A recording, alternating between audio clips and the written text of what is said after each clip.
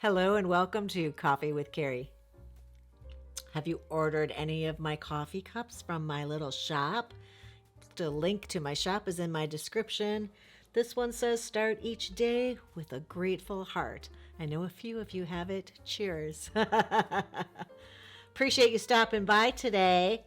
I had a viewer question, one of yours. It was May who asked, can you talk a little bit about getting intimate again after having been in a marriage for many years? Thoughts or things that you wanted to share about getting physical and becoming intimate after a lapse in having new people.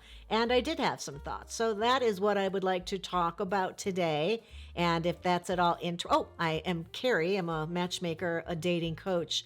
And this channel here is all about dating and relating, which is why May asked me if I was a cooking channel. That would be a really silly question. And May's not a silly person. So she was in the right place. I've got some thoughts, things for you to ponder and come to your own answers. That's the way I like to do it, really, because there are no rules here. You're allowed to do what you want. You're a grown person, free to do as you please with another person, consenting. I'm here just to maybe give you something to think about before you jump out there and become physical with somebody after a long time being married to somebody else. If that's interesting, stick around. That's what's on the agenda. I will preface this by saying that we all are raised differently, have different lives that lead us to have different feelings, different values around physical intimacy, around sex. So that is one of the main reasons you've got to do what feels right for you. And for me to sit here and start spewing out what you should and shouldn't do, or even sharing my own personal opinions on this, wouldn't be really helpful to anybody because we're all very different. Some people feel that they're ready to get out there and be physical as soon as their divorce is finalized or as soon as they move out of their house. Other people want to take time and work on themselves and figure out what they truly want. And these are all perfectly acceptable ways of approaching being single again after a long time. Some people are relieved when a marriage ends. Other people are heartbroken. So we all even get to the place where we're dating again in very different ways. Do we come with baggage or do we come with a feeling of excitement? Everybody's different. There are also people who come into this situation because they had a partner who's no longer with us and they've been going through a grieving process. And as you know, I have a whole episode about dating a widow or widower, and that is right here. I'll link to it for you. But that's a whole different set of circumstances and things to take into consideration because everybody's grieving process is very different and lasts different lengths of time. So something else to think about in that situation. Next up, you've got to think about whether you are feeling confident. A lot of people, their ego takes a hit when the end of a relationship rolls around and they're not ready to put themselves out there and be vulnerable right away. They may have to do some mental work or some physical work, maybe both, in order to feel really confident again to be out there not only dating, but being naked with somebody else. So that's going to be dependent on people and how they find themselves here in this situation dating. And then we have to take note that, is this just about being physical with somebody? Or is this a relationship that has begun and is already on its way to being something more long-term, and this is the next step in that relationship? Those are two very different things as well. Is this just a one-night stand, or is this the obvious next step in a committed relationship? And just so that you realize the differences between us, some people get out there dating and they're having a lot of sex all the time, day and night, maybe every weekend. They are having sex with somebody or multiple people. There are other people who are going to take this super, super slow, and the physical intimacy with somebody takes place after a lot of other benchmarks are hit. And I'm not saying that one gender could even be defined in either of these ways. There are both men and women doing both of these different timelines that it takes for them to get to being intimate with somebody.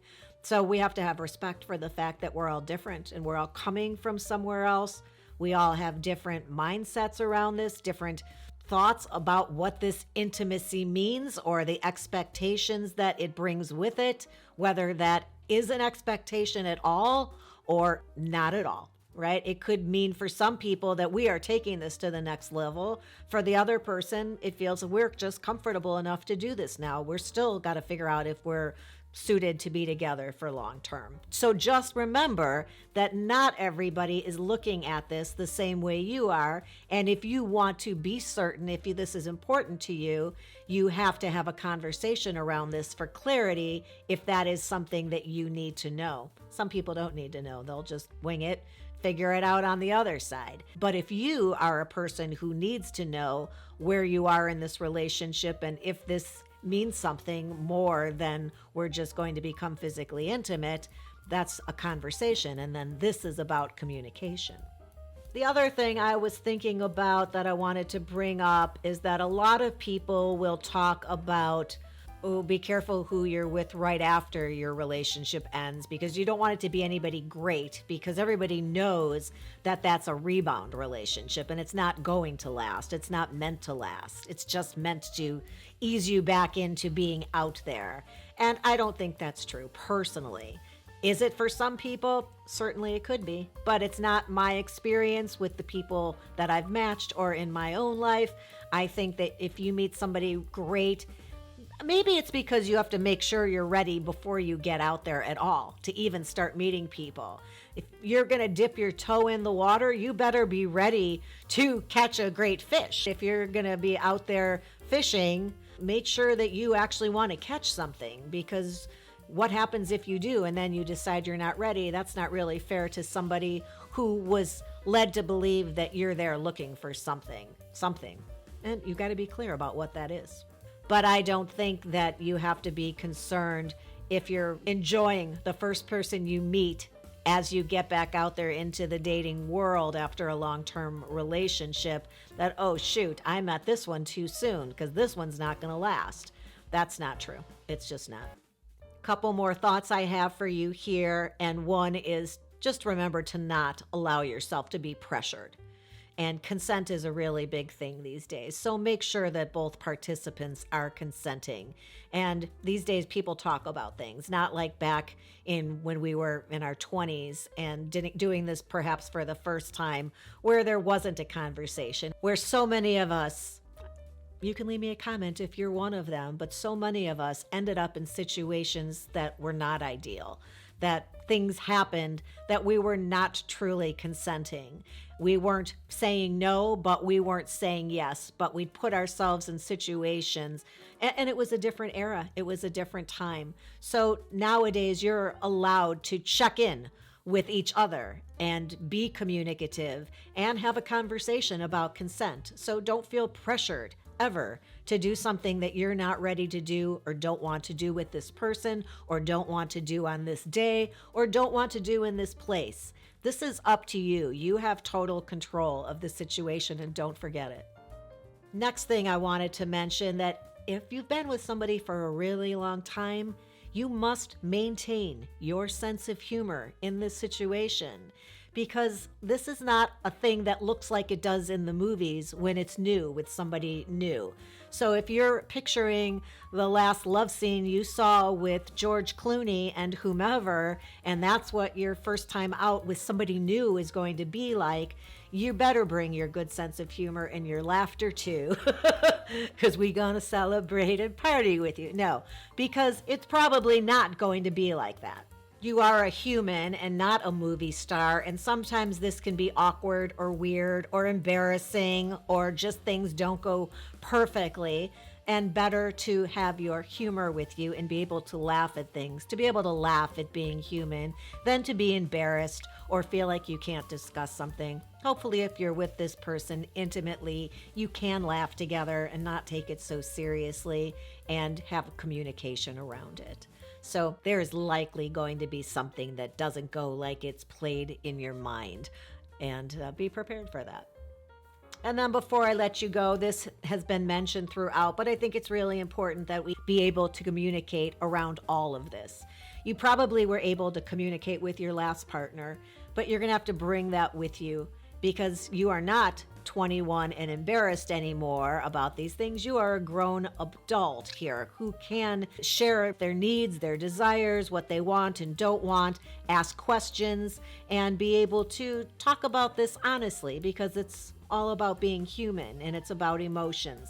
And those are always best when you can be honest about them and share your thoughts and feelings. So I think you're going to have a better experience getting back out there and starting on this path again if you keep in mind that you're totally cool communicating about it. And hopefully this person is supportive of that and you can make them feel comfortable or have a conversation about making them comfortable to also communicate. Did that make sense to you? Leave me a comment down below. I hope you found that helpful. If you did, please give the episode a thumbs up. And if you subscribe, then we can hang out again sometime soon, and I would like that. The ring bell lets you know every time a new episode is up and live and lets you know you should come back and check out what's new. I appreciate you stopping by today, and I'll look forward to next time. Until then, have a good one.